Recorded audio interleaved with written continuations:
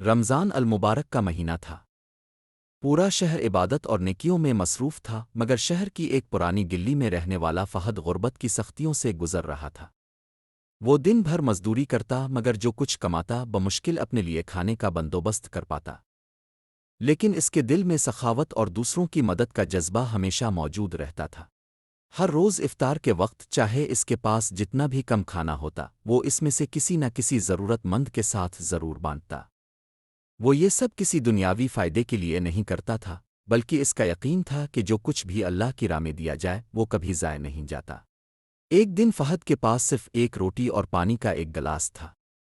دن بھر کا روزہ اور شدید بھوک کے باوجود وہ صبر کے ساتھ افطار کے وقت کا انتظار کر رہا تھا۔ جیسے ہی افطار کا وقت قریب آیا، اچانک اس کے دروازے پر دستک ہوئی۔ جب فہد نے دروازہ کھولا تو سامنے ایک اجنبی شخص کھڑا تھا۔ وہ شخص بظاہر بہت تھکا ہارا اور بھوکا لگ رہا تھا۔ اس کی آنکھوں میں بھوک اور بے بسی واضح تھی۔ فہد نے بغیر کچھ سوچے اپنی واحد روٹی اس اجنبی کے ہاتھ میں رکھ دی اور خود صرف پانی سے افطار کر لیا۔ اجنبی نے روٹی کھاتے ہوئے مسکرا کر کہا، تمہیں اندازہ بھی نہیں کہ تم نے کیا ہے؟ فہد حیران ہوا مگر کچھ کہے بغیر مسکرا دیا۔ اجنبی نے دعا دی اور چلا گیا۔ اگلے دن فہد کام کی تلاش میں بازار نکلا۔ وہ کافی دنوں سے کسی مناسب روزگار کی امید کر رہا تھا، مگر کامیابی نہیں مل رہی تھی۔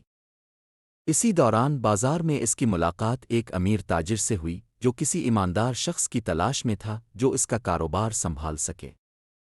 فہد کی حیرانی کی انتہا نہ رہی جب اس نے تاجر کو غور سے دیکھا۔ یہ وہی اجنبی شخص تھا جسے کل اس نے اپنی آخری روٹی دی تھی۔ تاجر نے مسکراتے ہوئے کہا، میں کل تمہارے دروازے پر ایک بھوکے شخص کی صورت میں آیا تھا۔ میں صرف تمہاری نیکی، سچائی اور سخاوت کو پرکھنا چاہتا تھا۔ تم نے بغیر کسی لالچ کے اپنی آخری روٹی مجھے دے دی۔ مجھے ایسے ہی ایماندار اور نیک دل شخص کی تلاش تھی۔ اگر تم چاہو تو میرے کاروبار کا حصہ بن سکتے ہو اور ایک اچھی زندگی گزار سکتے ہو۔ یہ سن کر فہد کی آنکھوں میں آنسو آ گئے۔ اس نے اللہ کا شکر ادا کیا کہ اس کی نیکی نے اسے ایسا انعام دیا جس کا وہ کبھی تصور بھی نہیں کر سکتا تھا۔ سبق یہ کہانی ہمیں سکھاتی ہے کہ اللہ کی راہ میں دیا ہوا کبھی ضائع نہیں جاتا۔ اگر ہم نیکی کرتے ہیں اور خلوص کے ساتھ دوسروں کی مدد کرتے ہیں تو اللہ ہمیں ایسے طریقوں سے نوازتا ہے جن کا ہم سوچ بھی نہیں سکتے۔ رمضان المبارک صرف عبادت کا نہیں بلکہ ایثار، قربانی اور دوسروں کی مدد کرنے کا مہینہ ہے۔ جو لوگ اللہ پر بھروسہ کرتے ہیں، اللہ ان کے لیے ایسے دروازے کھول دیتا ہے جو وہ کبھی سوچ بھی نہیں سکتے۔